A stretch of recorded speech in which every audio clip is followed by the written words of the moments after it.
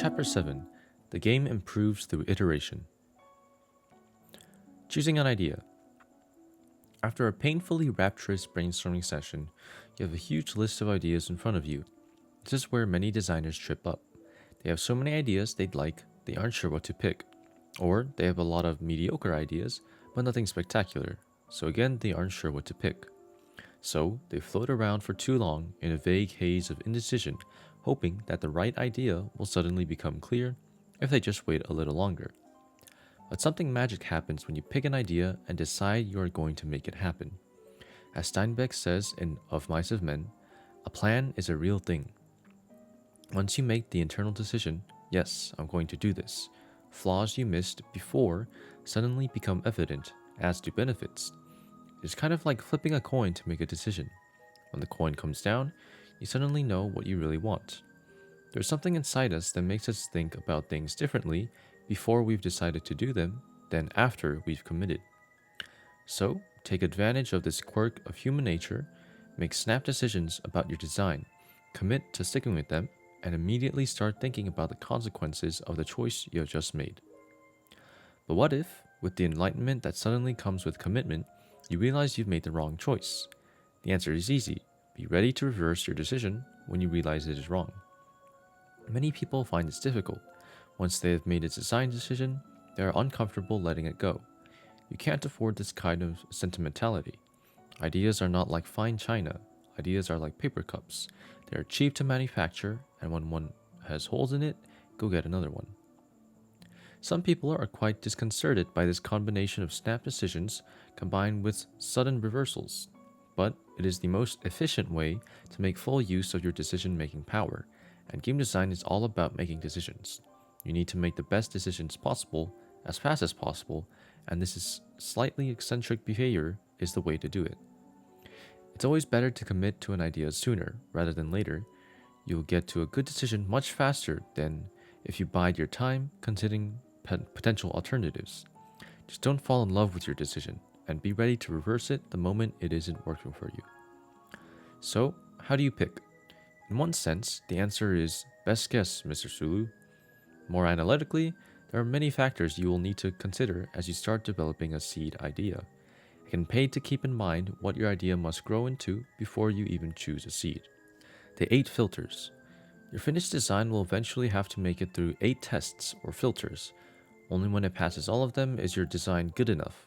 Whenever it fails one of these tests, you'll have to change the design and then run it through all 8 tests or filters again, because a change that makes it pass one filter might make it fail another one. In a sense, the design process mainly consists of stating your problem, getting an initial idea, and finding a way to get it past all 8 filters. The 8 filters are: filter number 1, artistic impulse. This is the most personal of the filters.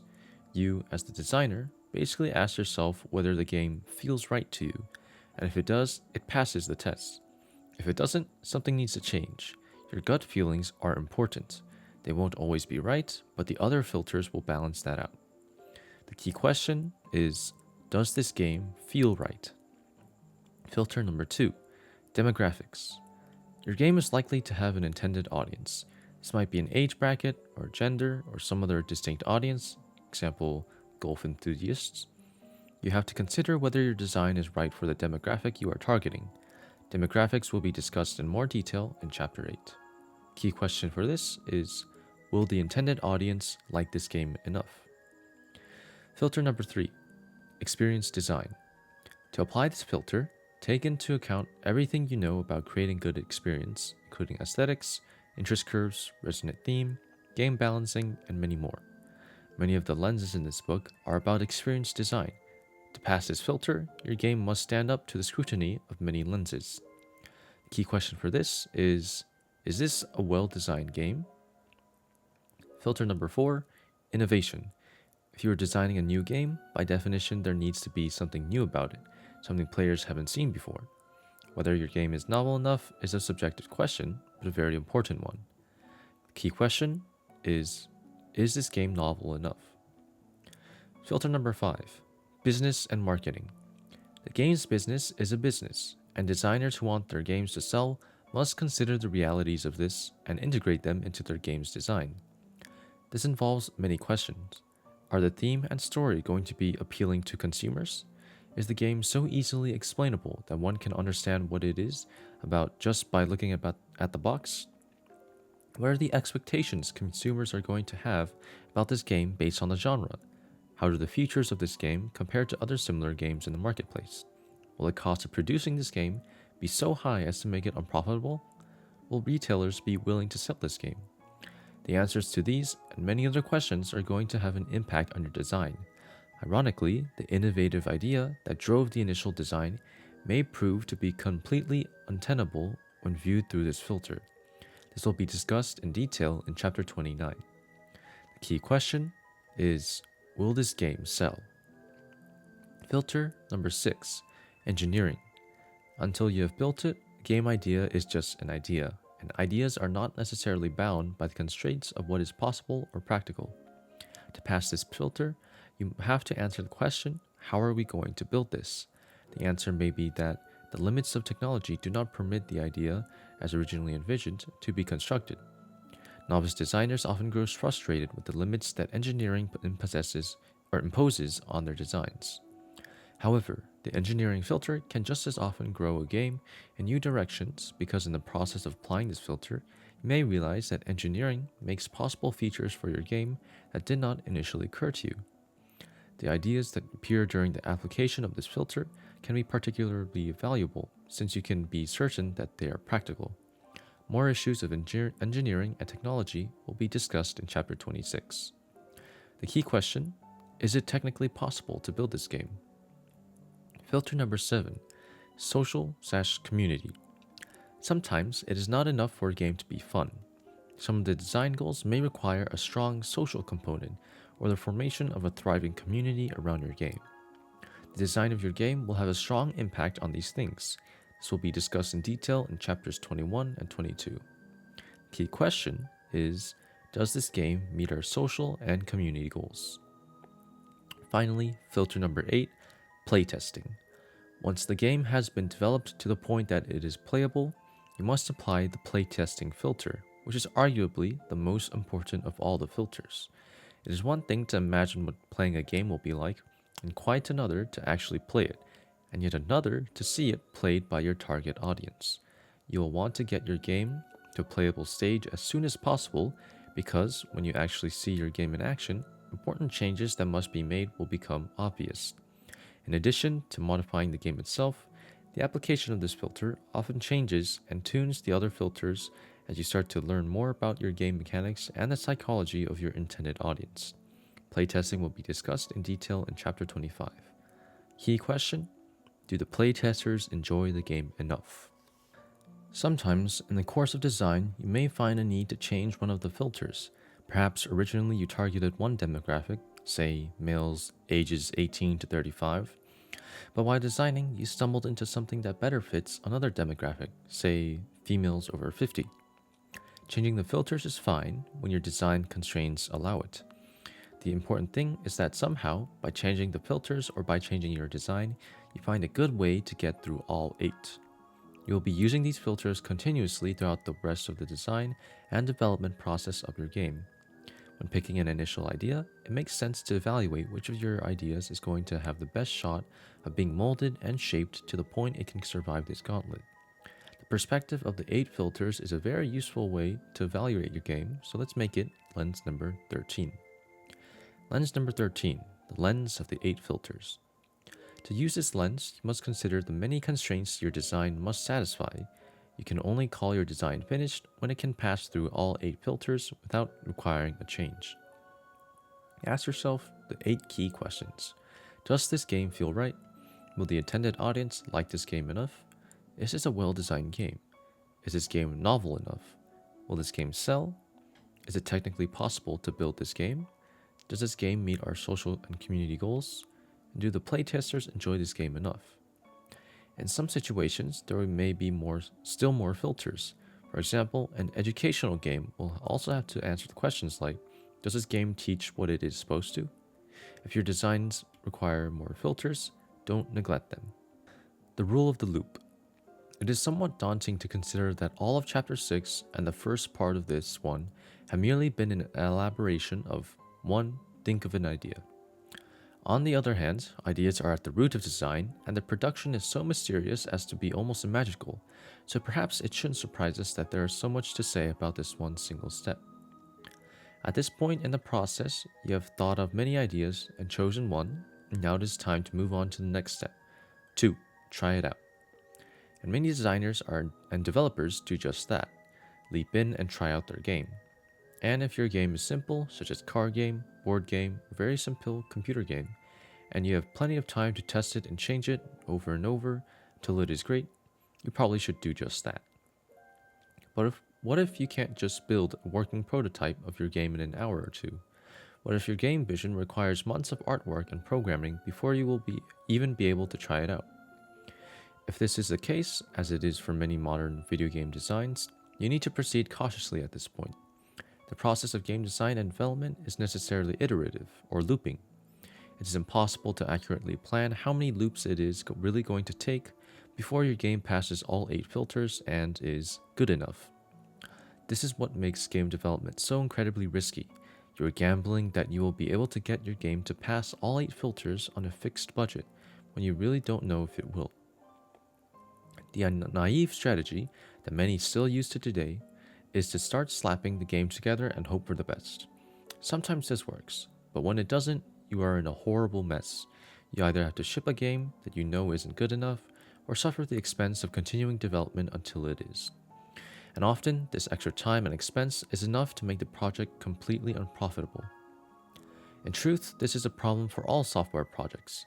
Software projects are so complex that it is very difficult to predict how long they will take to build, and how long it will take to find and fix all of the bugs that will surely appear during development.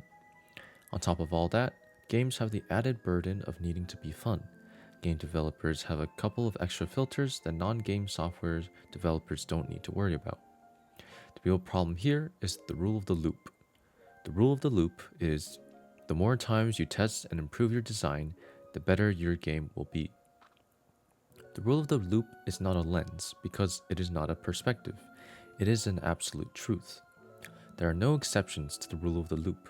You will try at times in your career to rationalize it away to convince yourself that this time the design is so good we don't have to test and improve.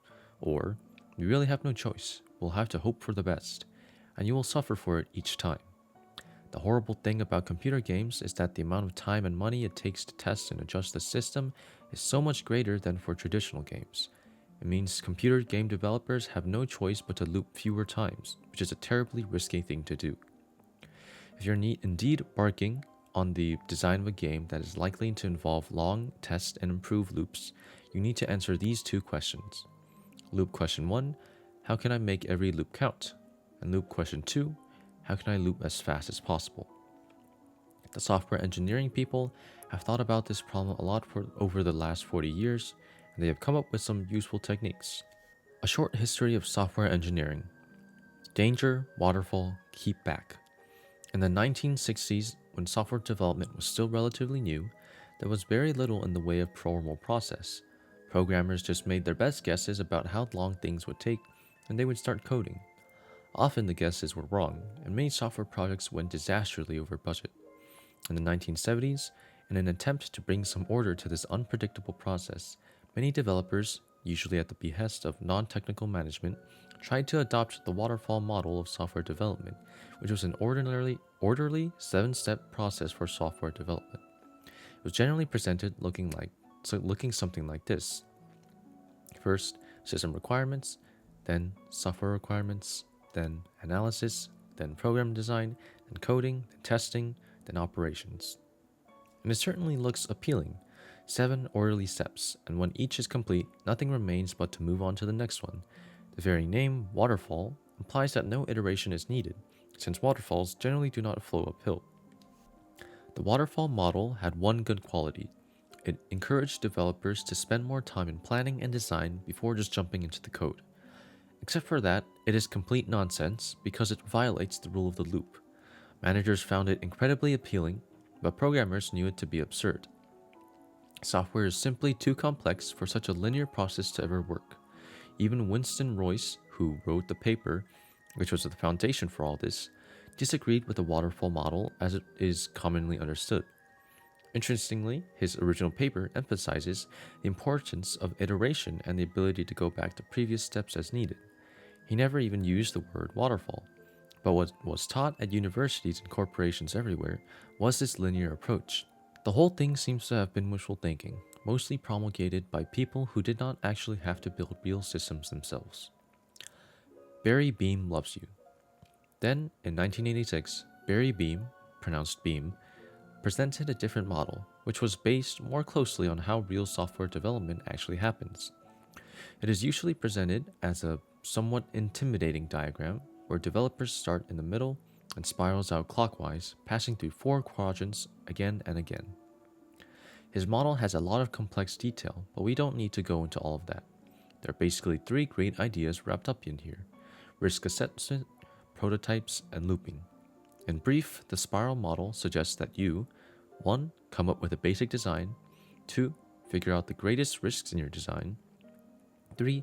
Build prototypes that mitigate those risks, 4. Test the prototypes, 5. Come up with a more detailed design based on what you have learned, and 6. Return to step 2. And basically, you repeat this loop until the system is done. This beats the waterfall model hands down because it is all about the rule of the loop. Also, it answers the questions we stated earlier. Loop question 1, how can I make every loop count? And the spiral model's answer is assess your risks and mitigate them. Loop question 2, how can I loop as fast as possible?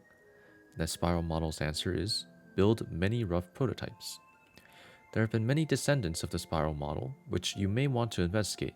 Although these have their differences, they all feature risk assessment and prototyping at their core.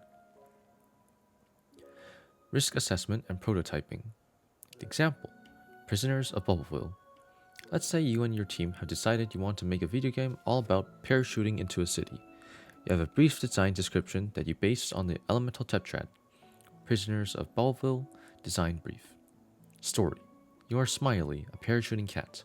The good people of Bubbleville are trapped in their houses by an evil wizard. You must find a way to defeat the wizard by repeatedly parachuting into the city and sliding down chimneys to visit the citizens and get clues about how to stop the wizard.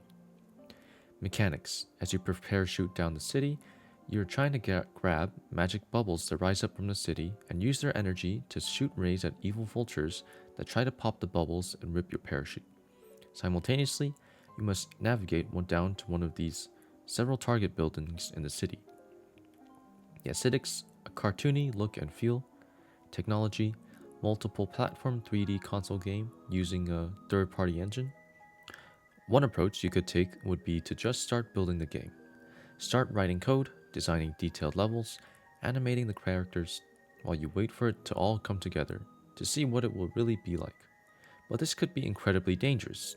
Assuming this is an 18-month project, it might take as long as 6 months before you even have anything you can playtest. What if you learned at that point that your game idea wasn't fun, or your game engine wasn't up to the job? You would be in real trouble. You would be 1/3 of the way through the project and would only have completed a single loop. Instead, the right thing is to sit down with your team and do a risk analysis. This means making a list of all the things that might jeopardize the project. A sample list for this game might be Prisoners of Bubbleville, risk list. Risk number 1. The bubble collecting / vulture shooting mechanic might not be as fun as we think. Risk number 2. The game engine might not be able to handle drawing an entire city and all those bubbles and vultures at once. Risk 3. Our current thinking is that we need 30 different houses to make a full game. Creating all the different interiors and animated characters might take more time than we have. Risk number 4. We aren't sure people will like our characters and story. Risk number 5. There's a chance the publisher might insist we theme this game to a new summer movie about stunt parachuting. In reality, you'll probably have many more risks, but for the sake of our example, we'll just consider these. So, what do you do about these risks? You could just cross your fingers and hope these things don't happen, or you could do the smart thing, risk mitigation. The idea is to reduce or eliminate the risks as soon as possible, often by building small prototypes. Let's look at how each of these risks could be mitigated. Prisoners of Bubbleville. Risk mitigation. Risk number 1. The bubble collecting or vulture shooting mechanic might not be as fun as we think. Game mechanics can often be abstracted and played in a simpler form. Have a programmer make a very abstract version of this gameplay mechanic, perhaps in 2D, with simple geometric shapes instead of animated characters. You can probably have a working game in a week or two and start asking questions or answering questions about whether it is fun right away. If it isn't, you can make quick modifications to the simple prototype until it is fun and then begin working on an elaborate 3D version. You'll be doing more loops sooner, wisely taking advantage of the rule of the loop. You might object to this approach, thinking that throwing out the 2D prototyping code, which the players will never see, is wasteful. In the long run, though, you will have saved time because you will be coding the right game sooner and not endlessly coding and recoding the wrong game. Risk number 2. The game engine might not be able to handle drawing an entire city and all those bubbles and vultures at once. If you wait for all the final artwork to answer this question, you could put yourself in a horrible situation. If the game engine can't handle it, you now have to ask the artists to redo their work so it is less strain on the game engine, or ask the programmers to spend extra time trying to find tricks to render everything more efficiently, or most likely both of these things. To mitigate the risk, build a quick prototype right away that does nothing but show the approximate number of equivalent items on screen, to see if the engine can handle it. This prototype has no gameplay, it's purely to test technical limits. If it can handle it, great. If it can't, you can figure out a solution now before any art has been generated. Again, this prototype will be a throwaway. Risk number 3. Our current thinking is that we need 30 different houses to make a full game. Creating all the different interiors and animated characters might take more time than we have. If you get halfway into development before you realize that you don't have the resources to build all the artwork, you are doomed. Have an artist create one house and one animated character immediately to see how long it takes, and if it takes longer than you can afford, change your design immediately. Maybe you could have fewer houses, or maybe you could reuse some of the interiors and characters. Risk number 4. We aren't sure people will like our characters and story. If you're really concerned about this, or if you really are concerned about this, you cannot wait until the characters and story are in the game to find out. What kind of prototype do we build here?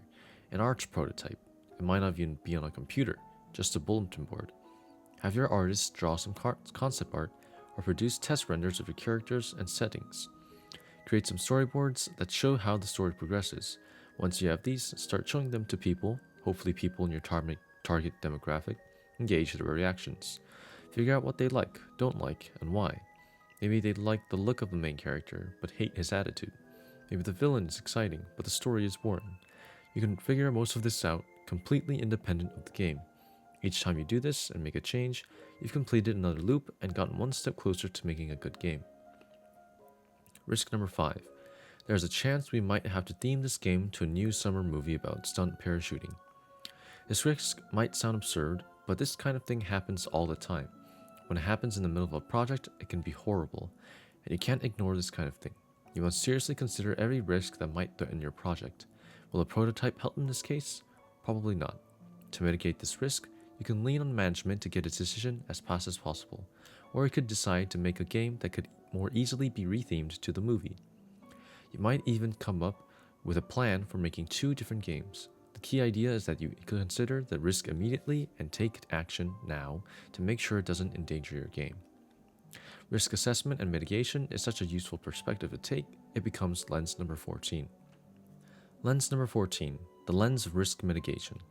To use this lens, stop thinking positively and start seriously considering the things that could go horribly wrong with your game. Ask yourself these questions. What could keep this game from being great? How can we stop that from happening? Risk management is hard. It means you have to face up to problems you would most like to avoid and solve them immediately. But if you discipline yourself to do it, you'll loop more times and more usefully and get a better game as a result. It is tempting to ignore potential problems and just work on the parts of your game you feel most confident about. You must resist this temptation and focus on the parts of your game that are in danger. 8 tips for productive prototyping. It is widely understood that rapid prototyping is crucial for quality game development.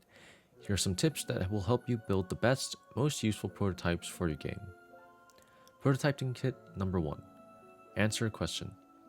Every prototype should be designed to answer a question and sometimes more than one. You should be able to state the questions clearly. If you can't, your prototype is in real danger of becoming a time-wasting boondoggle instead of the time-wasting experiment it is supposed to be. Some sample questions a prototype might answer is, how many animated characters can our technology support in a scene? Is our core gameplay fun? Does it stay fun for a long time? Do our characters and settings fit together well aesthetically? How large does the level of this game need to be? Resist the temptation to overbuild your prototype and focus only on making an answer question. Prototyping tip number 2. Forget quality. Game developers of every stripe have one thing in common. They are proud of their craft. Naturally then, many find the idea of doing a quick and dirty prototype completely abhorrent. Artists will spend too much time on early concept sketches. Programmers will spend too much time on good software engineering for a piece of throwaway code. When working on a prototype, all that matters is whether it answers the question. The faster it can do that, the better, even if it just barely works and looks rough around the edges. In fact, polishing your prototype may even make things worse. Playtesters and colleagues are more likely to point out problems with something that looks rough than with something that looks polished.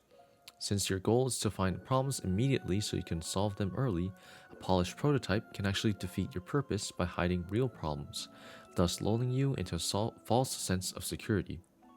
There's no getting around the rule of loop. The faster you build a prototype that answers your question, the better, despite how ugly it may look. Prototyping tip number 3. Don't get attached. In the Mythical Man Month, Fred Brooks made the famous statement, "Plan to throw one away. You will anyway."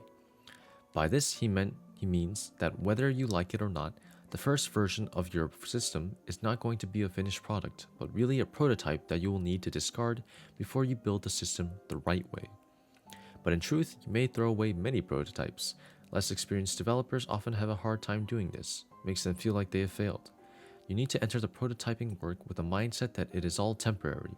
All that matters is answering the question. Look at each prototype as a learning opportunity, as practice for when you build the real system. Of course, you won't throw out everything. You'll keep little pieces here and there that really work, and you'll combine them to make something greater. This can be painful. As designer Nicole Epps once put it, you must learn how to cut up your babies. Prototyping tip number 4. Prioritize your prototypes. When you make your list of risks, you might realize that you need several prototypes to mitigate all the risks that you face. The right thing to do is prioritize them so that you face the biggest risks first. You should also consider dependence. If the results of one prototype have the potential to make the other prototypes meaningless, the upstream prototype is definitely your highest priority. Prototyping tip number 5. Parallelize prototypes productively. One great way to get more loops in is to do more than one at a time. While the system engineers work on prototypes to answer technology questions, the artists can work on art prototypes, and the game scripters can work on gameplay prototypes. Having lots of small, independent prototypes can help you answer more questions faster. Prototyping tip number 6. It doesn't have to be digital. Your goal is to loop as usefully and as frequently as possible. So if you can manage it, why not just get the software out of the way? If you are clever, you can prototype your fancy video game idea as a simple board game, or what we sometimes call a paper prototype. Why do this? Because you can make board games fast and often capture the same gameplay. This lets you spot problems sooner.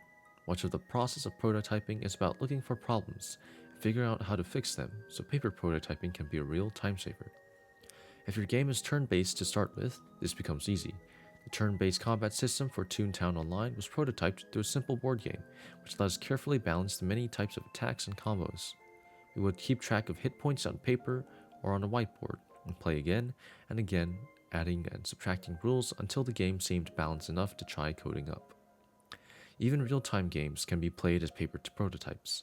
Sometimes they can be converted to a turn-based mode that still manages to capture the gameplay. Other times, you can just play them in real time or nearly. The best way to do it is to have other people help you. We'll consider 2 examples. Tetris, a paper prototype. Let's say you wanted to make a paper prototype of Tetris. You could cut out little cardboard pieces and put them in a pile.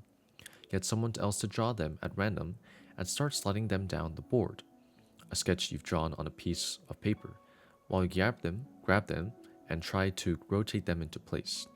To complete a line, you just have to use your imagination, or pause the game when you cut the pieces with an X-Acto knife. This would not be the perfect Tetris experience, but it might be close enough for you to start to see if you had the right kinds of shapes, and also enough to give you some sense of how fast the pieces should drop. And you could get the whole thing going in about 15 minutes. Doom, a paper prototype. Would it be possible to make a paper prototype of a first-person shooter? Sure. You need different people to play the different AI characters as well as different players. Draw out the map on a big piece of graph paper, and get little game pieces to represent the different players and monsters. You need one person to control each of the players and one for each of the monsters. You can then either make some turn-based rules about how to move and shoot, or get yourself a metronome. It is easy to find free metronome software online. Configure your metronome to tick once every 5 seconds and make a rule that you can move one square of graph paper with every tick. When there's a line of sight, you can take a shot at another player or monster, but only one shot per tick. This will give the feeling of playing the whole thing in slow motion, but that can be a good thing because it gives you time to think about what is working and not working while you are playing the game. You can get a great sense of how big your map should be, the shapes of hallways and rooms that make for an interesting game, the properties your weapons should have, and many other things. You can do it all lightning fast. Prototyping tip number 7. Pick a fast loop game engine. The traditional method of software development is kind of like baking bread. 1. Write code. 2. Compile and link. 3. Run your game. 4. Navigate through your game to the part you want to test. 5. Test it out. And 6. Go back to step 1. If you don't like the bread, your test results, there's no choice but to start the whole process over again. It takes way too long, especially for a large game. By choosing an engine with the right kind of scripting system, you can make changes to your code while the game is running. This makes things more like working with clay. You can change them continuously. It would be like 1. Run your game. 2. Navigate through your game to the part you want to test. 3. Test it out. 4. Write code. 5. Go back to step 3. By recoding your system while it is running, you can get in more loops per day, and the quality of your game goes up commensurately. I've used Scheme, Smalltalk, and Python for this in the past. I'm a big fan of Panda 3D. But any late binding language will do the job. If you are afraid that these kinds of languages run too slowly, remember that it is okay to write your games with more than one kind of code. Write the low-level stuff that doesn't need to change much and something fast but static, assembly, C++, etc. And write the high-level stuff in something slower but dynamic. This may take some technical work to pull off, but it is worth it because it lets you take advantage of the rule of the loop. Prototyping tip number 8. Build the toy first. Back in chapter 3, we distinguished between toys and games. Toys are fun to play with for their own sake. In contrast, games have goals and are much richer experience based on problem solving. We should never forget, though, that many games are built on top of toys. A ball is a toy, but baseball is a game. A little avatar that runs and jumps is a toy, but Donkey Kong is a game. You should make sure that your toy is fun to play with before you design a game around it. You might find that once you actually build your toy, you are surprised by what makes it fun, and whole new ideas for games that might become apparent to you. Game designer David Jones says that when designing the game Lemmings, his team followed exactly this method. They thought it would be fun to make a little world with lots of little creatures walking around doing different things. They weren't sure what the game would be, but the world sounded fun, so they built it. Once they could actually play with the toy, they started talking seriously about what kinds of games could be built around it. Jones tells a similar story about the development of Grand Theft Auto. Grand Theft Auto was not designed as Grand Theft Auto, it was designed as a medium. It was designed to be a living, breathing city that was fun to play. Once the medium was developed and the team could see that it was a fun toy, they had to decide what game to build with it. They realized the city was like a maze, so they borrowed maze game mechanics from something they knew was good. Jones explained, GTA came from Pac-Man. Dots are the little people.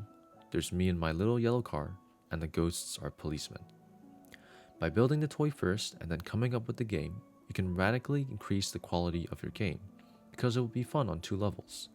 Further, if the gameplay you create is based on the parts of the toy that are most fun, the 2 levels will be supporting each other in the strongest way possible. Game designers often forget to consider the toy perspective. To help us remember, we'll make it lens number 15. Lens number 15, the lens of the toy. To use this lens, stop thinking about whether your game is fun to play and start thinking about whether it is fun to play with. Ask yourself these questions. If my game had no goal, would it be fun at all? If not, how can I change that? When people see my game, do they want to start interacting with it even before they know what to do? If not, how can I change that? There are 2 ways to use the lens of the toy. One way is to use it on an existing game to figure out how to add more toy-like qualities to it. That is, how to make it more approachable and more fun to manipulate. But the second way, the braver way, is to use it to invent and create new toys before you even have any idea what games will be played with them. This is risky if you are on a schedule, but if you are not, it can be a great divining rod to help you find wonderful games you might not have discovered otherwise. Closing the loop. Once you have built your prototypes, all that remains is to test them, and then based on what you have learned, start the whole process over again. Recall the informal process we discussed earlier. The informal loop: 1. Think of an idea. 2. Try it out. And 3. Keep changing it and testing it until it seems good enough. Which we now have made it a bit more formal. The formal loop is 1. State the problem. 2. Brainstorm some possible solutions. 3. Choose a solution. 4. List the risks of using that solution. 5. Build prototypes to mitigate the risks. 6. Test the prototypes. If they're good enough, stop. 7. State the new problems you are trying to solve and go to step 2. With each round of prototyping, you will find yourself stating the problems in more detail.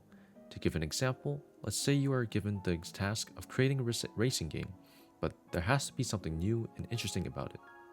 Here's a summary of how a few loops of that process may play out. Loop number 1. New racing game. Problem statement: come up with a new kind of racing game. Solution: underwater submarine races with torpedoes. Risks: not sure what underwater racetracks should look like. This might not feel innovative enough. Technology might not be able to handle all the water effects. Prototypes: artists working on concept sketches of underwater racetracks. Designers prototyping using paper prototypes and by hacking an existing race car game. Novel new effects: subs that can also rise out of the water and fly, tracking missiles, depth charges, racing through a minefield. Programmers testing out simple water effects. And the results: underwater racetracks look okay if there is a glowing path in the water. Underwater tunnels will also be cool. So will flying submarines following tracks that go in and out of the water. Early prototypes seem fun, provided the submarines are very fast and maneuverable. It will be necessary to make them be racing subs. The mix of flying and swimming feels very novel. Subs should go faster when flying, so we will need to find a way to limit the amount of time they can spend in the air. The little playtesting we have done makes it clear this game must support networked multiplayer. Some water effects are easier than others. Splashes look good, so do underwater bubbles. Making the whole screen waver takes too much CPU and is kind of distracting anyway. Loop 2. Racing subs game. New problem statement: design a racing sub game where subs can fly. Detailed problem statements: not sure what racing subs look like. We need to define the look of both subs and racetracks. Need to define a way to balance the game so that subs spend the right amount of time in and out of the water. Need to figure out how to support networked multiplayer. Risks: if the racing subs look too cartoony, they might turn off older players. If they look too realistic, they might just seem silly with this kind of gameplay. Until we know how much time we are spending in and out of the water, it is impossible to design levels or to do the artwork for the landscapes. The team has never done networked multiplayer for a racing game. We aren't completely sure we can do it. Prototypes: artists will sketch different kinds of subs in a number of different styles: cartoony, realistic, hyper-realistic, subs that are living creatures. The team will vote on them, and we will also informally survey members of our target audience. Programmers and designers will work together on a very crude prototype that lets them experiment with how much time should be spent in and out of the water, and different mechanics and for managing that.